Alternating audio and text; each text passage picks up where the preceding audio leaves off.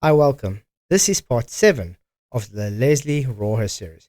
If you haven't watched the others already, please do go and watch them. Seventhly, the elevation of any celestial object is easily measured. One can measure the azimuth of any particular object: Sun, Moon, Jupiter, Polaris, Sirius, whatever, from any number of places across the Earth at the same local time, not simultaneously. What? Okay, so this is where I'm going to ask you, why would you expect it to be simultaneously? That is just you not understanding that everything has a limit to vision. This is the problem we have with the globe earthers. You guys struggle to understand the concept, well, actual reality, that everything has a limit and your angle and perception is limited. Remember, your field of view is only subject to as far as the limitation from your vantage point. You would not see everything simultaneously, not because of the shape of the earth, but because the limitations of vision. And just for good measure, I'm going to use someone from the globe side, making my point. Take it away, Dave. And our vision range is 10 miles, it will be 10 miles in a full 360 degrees, which would still create a curved horizon line. The only way that the horizon would appear to stay perfectly flat, even from very high altitude, is if the Earth were a shape that had a completely straight edge that we could actually see the edge of. Or how about cats? One thing that's creeping in is a little bit of maths called the Rayleigh criterion. It's not that difficult, but it's something that not a lot of people hear of. And yeah, I'm just going to run you through the basics of that. So the Rayleigh criterion basically describes the physics and maths behind resolution. How do I know whether when I look at two objects I'm going to be able to resolve them? Or whether they're going to blur into one. So here I've got object A and I've got object B. Now when I look at them, whether I look at them through my eye or whether I look at them through a camera, the light is going to pass through an aperture and I'm going to get a diffraction pattern.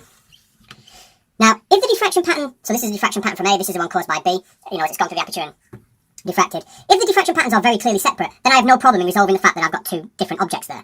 But if I move these objects closer together or I take them much further away, these diffraction patterns will start to get closer together.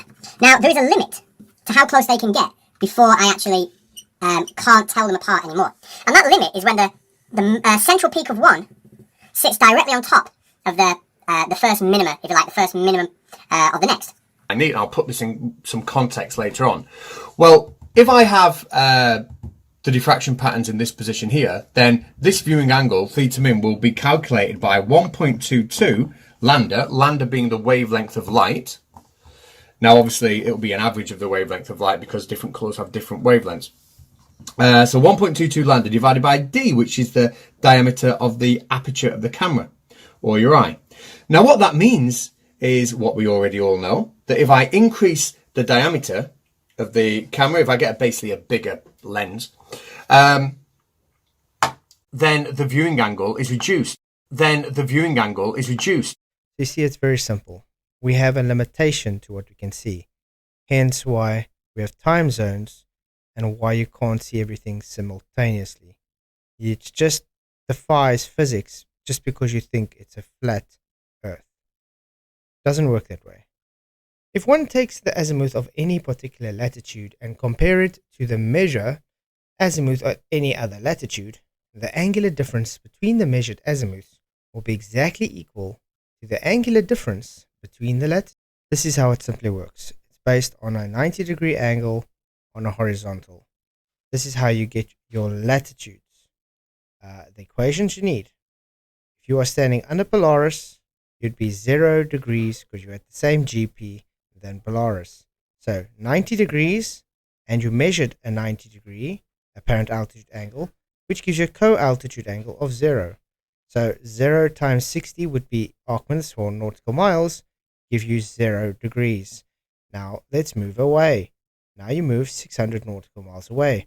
Hang on, you just measured Polaris now at an apparent altitude angle of 80 degrees.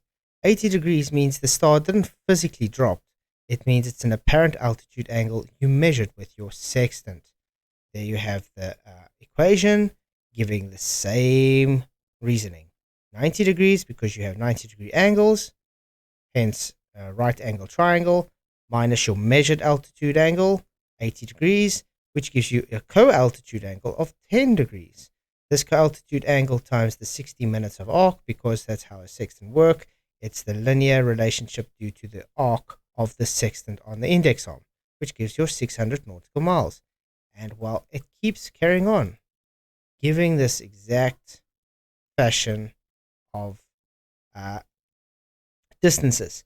Now, obviously on this graph I drew, I tried to show it in a perspective kind of way. If you had to place them in the ways they should be, you would still see the apparent altitude drop. Just this shows a more compressed version to give a perspective kind of outlook. Look at the equation, look at the distance. This is how your latitudes were derived from a globe, and it's based simply by hijacking perspective. This is completely impossible on a flat Earth. It is even more impossible with a local sun and moon. Both work perfectly on a globe.